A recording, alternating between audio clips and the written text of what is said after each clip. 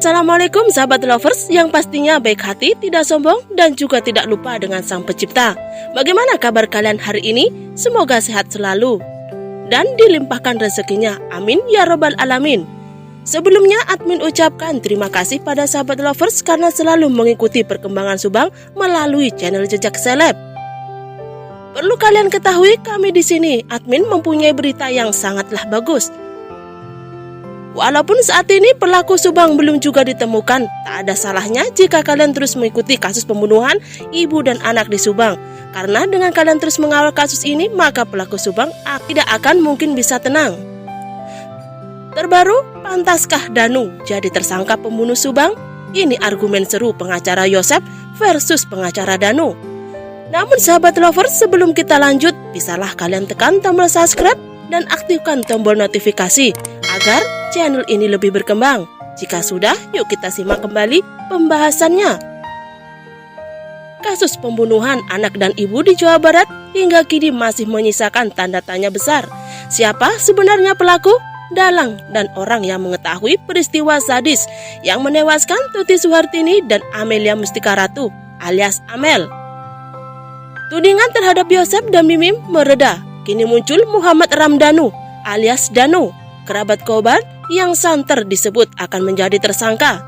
Apalagi dalam 2 hari lalu, Senin 6 Desember 2021 dan Selasa 7 Desember 2021, Danu secara berturut-turut dipanggil dan diperiksa oleh Polda Jabar. Tudingan bahwa Danu akan menjadi tersangka semakin kuat setelah diketahui pada Senin dan Selasa Danu diperiksa sendirian. Padahal seperti biasanya terkait kasus pembunuhan ini, Danu diperiksa barengan bersama Yoris dan istri Yoris. Beberapa pekan sebelumnya, kuasa hukum Yosef, Rohman Hidayat, sebenarnya telah berharap polisi menetapkan Muhammad Ramdhanu alias Danu sebagai tersangka pembunuh ibu dan anak di Subang. Hal ini dikarenakan Danu yang merupakan kerabat korban dianggap telah mengganggu area TKP. Danu datang dan masuk ke area TKP sehari setelah menemukan mayat ibu dan anak di Subang, atau pada tanggal 19 Agustus 2021, mayat ditemukan 18 Agustus 2021 pagi. Bahkan Danu disebut-sebut masuk dan membersihkan bak mandi hingga menemukan gunting dan keter.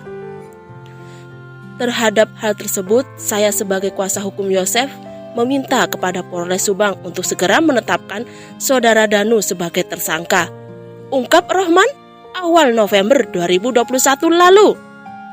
Namun, permintaan itu langsung dijawab oleh kuasa hukum Danu, Ahmad Taufan. Ia mengatakan jika desakan kuasa hukum Yosef itu menetapkan kliennya Danu sebagai tersangka dalam kasus pembunuhan ibu dan anak di Subang itu tidaklah tendensius. Sebetulnya kita kaget dengan pernyataan penasihat hukum Pak Yosef. Itu tendensius meminta polisi, ungkap Ahmad Taufan sebagai kuasa hukum Ramdhanu. Taufan mengatakan pihaknya mendukung upaya polisi untuk mengungkap kasus pembunuhan ibu dan anak di Subang secara terang benderang. Dia juga yakin penyidik memiliki aturan dalam penetapan tersangka. Saksi Danu memberikan keterangan kepada YouTuber Yahya Muhammad serta rumah kejadian pembunuhan ibu dan anak di Jalan Cagak Subang, Danu 2 hari lalu, Senin dan Selasa. Sebenarnya seyogyanya yang disampaikan kita semua mendukung proses hukum dalam mengungkap satu tindak pidana. Polisi itu kan sudah punya SOP. Jangan karena ada Danu di TKP, kan Danu juga harus ditelusuri keberadaannya di sana untuk apa? Ceritanya bagaimana? Ungkapnya kembali. Sebenarnya apa dan bagaimana keterlibatan Muhammad Ramdhanu alias Danu dalam kasus pembunuhan ibu dan anak di Subang ini?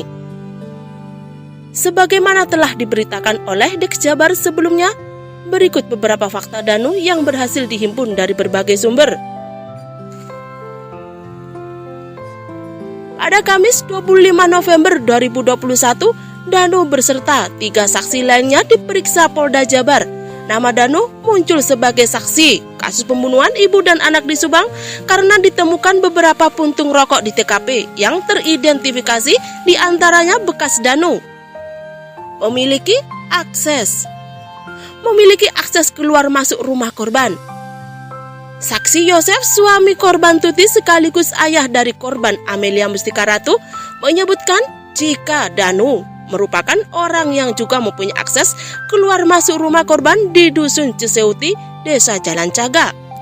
Menurut Yosef, saat itu Danu adalah bagian dari keluarga yang sering bertamu ke rumah Tuti dan Amelia malam-malam. Fakta ketiga, terendus anjing pelacak. Selain pernyataan Yosef itu, Danu juga diendus oleh anjing pelacak polisi saat olah TKP pertama. Anjing pelacak polisi terus menggonggong ke arah Danu yang sedang dimintai keterangan oleh pihak penyidik.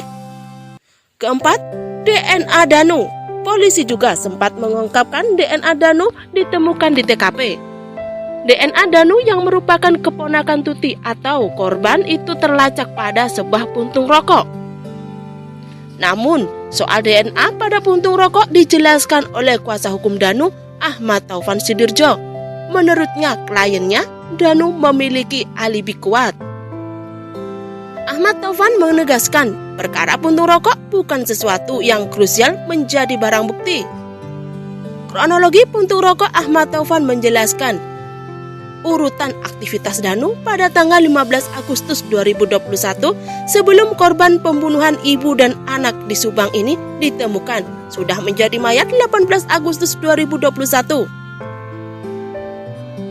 Kata dia, diakui pada 15 Agustus Danu masuk ke rumah TKP. Di sana Danu sempat merokok dan menyimpan puntung rokok bekasnya di asbak. Lalu pada 16 Agustus 2021 Danu datang lagi ke rumah TKP dan merokok di luar rumah lokasi kejadian. Jadi kalau banyak orang yang memperdebatkan puntung rokok, sebenarnya simpel saja. Ungkapnya kembali. Menurut kami, kejadian Banpol masuk lokasi itu benar adanya. Kami punya bukti rekaman, pengakuan Banpol menceritakan kejadian tersebut sedang berkomunikasi sama seseorang. Tidak ada lagi alasan untuk menilai kejadian Banpol ini, tidak ada, tegas Ahmad Taufan dalam channel YouTube Heri Susanto. Sebab itu Ahmad Taufan mendesak kepolisian untuk segera memeriksa oknum Banpol. Kenapa tujuannya, apa masuk ke TKP? Lalu seandainya saat itu Danu tidak ada, apakah oknum Banpol akan tetap masuk ke TKP dan menguras kamar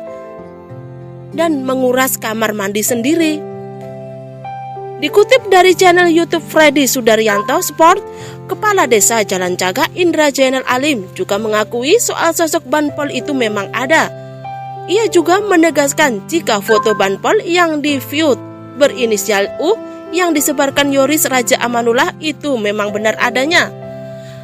Nah sahabat lovers, bagaimana tanggapan kalian?